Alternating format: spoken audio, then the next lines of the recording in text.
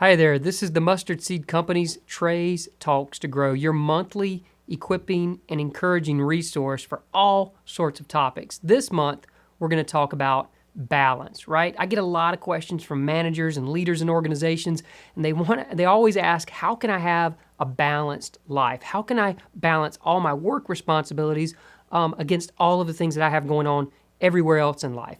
And that's a great topic, and we're going to have a lot of fun with that today. Let me tell you about a situation recently where I was out of balance, okay?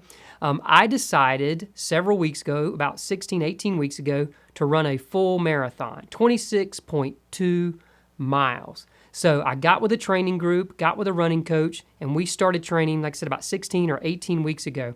So it's this very long process, and it's one of those things that you don't really realize what you're getting into until you're really into it.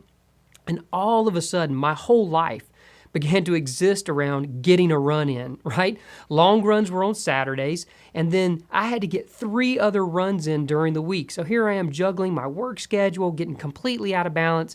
Everything's going nuts, just trying to get these runs in. Also, I could achieve a certain goal. And I got a picture of it. I want to show it to you here.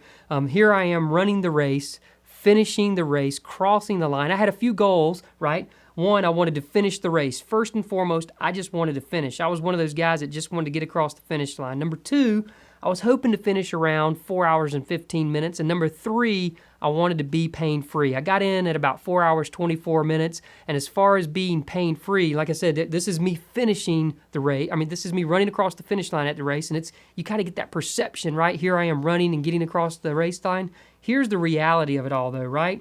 What in the world was I thinking? Right? So we have this perception of how things are supposed to go, but then the reality after the race when it all comes crashing in. And that's where the pain came in and everything else. So I was glad I was glad that I finished the race. I was glad I got that thing done. But it brought back to me this idea of the perception of how it is and the reality of how it is. And I think it's the same thing is true when it comes to balance, right? Just like in this image that you're seeing right here. When we think about balance, we have this idea of some kind of scale or something that's there, a set of scales where work is on one side and life is on the other. Or maybe in your mind, you've got a whole bunch of other categories, but we divide up all these little categories, and then somehow or another, we try to divide our time up so that we can spend equal amounts of time and balance it all the way out. And then we achieve this perfect balance in our life. And the reality is, once again, it probably looks more like this picture, right? Where all of a sudden we've been pulling all this stuff along, right? All the stuff that's on the cart behind us, we're pulling it along, and then we don't even realize it, but we're slowly getting lifted out of the air. So for me, it's not really about balance as much as it is about being grounded. How can we keep our feet on the ground so that we can keep pulling the cart forward of all the things that we have going on at work as well as in our personal life? So I was doing a training session with a group of people, and I tossed this question out to them. I said, okay, let's just say we're here today and we're going to tell other people how to be out of balance, right? We're going to give bad advice. If we're going to coach you and we're going to tell you how to become an out of balance person, what would you say to someone to tell them how to be out of balance? And here's some of the things they come up with. I love these, okay? So here's our advice on how to be out of balance. First of all, try to please everyone, right? If you want to be out of balance, set your goal on trying to please everyone. Well, that doesn't matter if that's at work or at home. You try to please everyone, and what you'll end up with is no one that is pleased. Second thing, accept all the personal drama that you can, right? Look for and engage in every bit of personal drama that you can. And that happens at work, doesn't it? And certainly, if you want to be out of balance, that's the way to go. Step away from your faith was another thing that some of the folks said. Neglect your spouse. It's interesting, though, when we think about balance, how there's a lot of personal tie-over because we know it impacts us at work. Avoid problems, right? If you want to be out of balance, just avoid those problems because chances are they're going to go away on their own. Next one, work all the time, right? If you just work all the time, you're certainly going to be out of balance. Don't take any time for yourself, right? You've got to take time, as Stephen Covey says all the time, to sharpen the saw. And then the last one I liked was believe that it's all about you, right? If you want to have a life that's out of balance, personal life that's out of balance, believe that it's all about you. And then I asked him, I said, so what are the outcomes, right? We know we can give you great advice on how to be out of balance. What are the outcomes from that? And here's what they said. You become discontent, full of resentment, and ultimately a lot of disappointment. You become discontent, full of resentment, and ultimately a lot of disappointment. So we understand the idea of what it takes to get out of balance, and we even know what the outcomes are. And yet, for some reason, I think most of us live in this whirlwind of busyness that's going on around us, and we get out of balance. So what I want to talk to you about today is maybe a different perspective.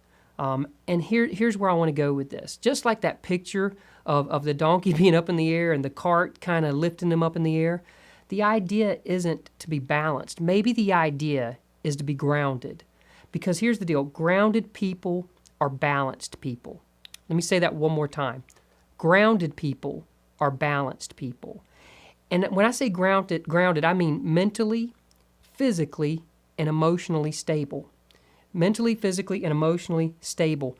And maybe another way for you to think about this from a whole different perspective, just to kind of turn your lens just a slightly different direction on this, is instead of separating out all these different categories, right, in your life, and you got this plate spinning and this plate spinning and this plate spinning, and you're running around trying to keep them all going, right? Instead of that, maybe it's about integration and not separation. Maybe it's about how you integrate all of those things into who you are and not separating them out into all these different categories. And here's the deal. Folks watching this video all come from different backgrounds. You're working in different environments, all sorts of different places. So how does that look for you? I can't answer that question. You're the expert of you. But I can tell you some of the things I've seen in other people, in other managers, in other leaders, in other workers when I go out into workplaces that lets me know that that person's grounded. And as soon as I say these, you're going to recognize them because you see it in people as well. So I've got a short list of what I would say are grounding attributes, okay? And we're going to run through them. First of all, called versus driven. Grounded people are called to do what they do, not driven to do what they do. Now, there's nothing wrong with being driven. There's nothing wrong with people in your organization who happen to be driven. But you and I both know that there's a distinction between someone who is purpose-driven, right? Someone who is called to do the thing that they are doing. And when someone is called, all of a sudden they become very grounded. They see obstacles in a completely different way. Everything is not a win-lose situation.